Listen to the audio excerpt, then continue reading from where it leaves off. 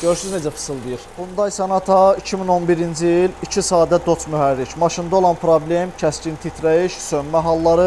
Svetoforda, probkada olanda maşın kəskin titrəyir və sönür. Sönən kimi də naxadı vuran kimi xodlanır. Bu problemlə bağlı bir sıra işlər görülüb. Yaxınlaşıb müştəri yanımıza hava kollektorundan hava çəkmə problemi var. Sizə göstərmək üçün kollektorun dib hissəsinə bir balaca su tökəcəm. Diqqət eləyin. Görürsünüz necə fısıldayır. Fısıldayan vaxtı da maşın başlayır daha da əsməyə.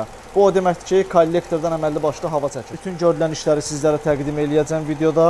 Ətraflı baxın, öz fikirlərinizi də rəy bölməsində yazmağı unutmayın. Deməli, problemin səbəbini sizə göstərirəm. Onu qeyd edeyim ki, ilk öncə bu mühərrik təzəlicə yığılıb, sıfırdan yığılıb. Demək olar ki, mühərrik yığılandan sonra bu problemlər üzə çıxıb. Hörmətli kolleqamız, ola bilər fikirli olmusan, ola bilər bəlkə də bunu bilmirsən. Diqqət eləyin qardaşlar. Deməli, bu prokladkada, bax birini çıxartmışam. Diqqət eləyin. Bax bu hissədə görürsünüz oval var. Bir balaca yarıq var. Kollektor girən hissədə də bax burada yarıq var. Bu yarıq çölə yox, içəriyə doğru olmalıdır. Yəni bax belə olmalıdır. Bunun yeri bura deyil. Bax buradır qardaşlar. Hamısı səhv qoyulub. Yarıqlar hamısı çöldədir. Baxın. Bax burada da görürsünüz cırılıb. Baxın. Bax dişlənib. Baxın. Ona görə də başlayır buradan hava çəkməyə. Elə suyu tökəndə də bu hissəyə tökmüşdüm. Cırıq olduğuna görə də başlayır buradan hava çəkməyə.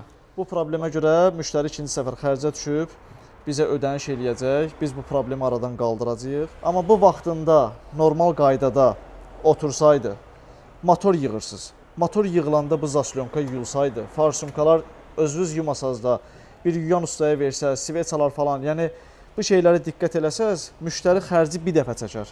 2 dəfə çəkməz, 3 dəfə çəkməz, 3 dənə, 5 dənə ustanın yanına getməz. Ona görə bu şeylərə mütləq diqqət eləmək lazımdır. Xırda bir səhv, səhlənkarlıq, baxın, yarıq çölə baxır. Belə yox, bax buranındır bu. Yekunda işin nəticəsini sizinlə bölüşəcəm, baxar. İşimizi yekunlaşdırdıq, avtomobili kodlamışıq, hər şey ideal vəziyyətdədir. Heç bir titrəyişdən söz gedə bilməz. Qaz ver maşına. Əvvəlki vəziyyətdə qaz verib buraxandan sonra maşın kəskin titrəyirdi, hətta sönmə halları da baş verirdi. Daş stəkanımıza gözləyib, armudu stəkandan yola veririk hələ ki. Yüngül titrəyiş normaldır, çünki maşın işləyə vəziyyətdədir. Əsas odur ki, priboy titrəyişi yoxdur maşında. Hər şey ideal vəziyyətdədir. Kimin avtomobilində bu kimi problemlər varsa, dəqiq diaqnoz və mükəmməl iş üçün müraciət edə bilərlər. Diqqətiniz üçün təşəkkürlər.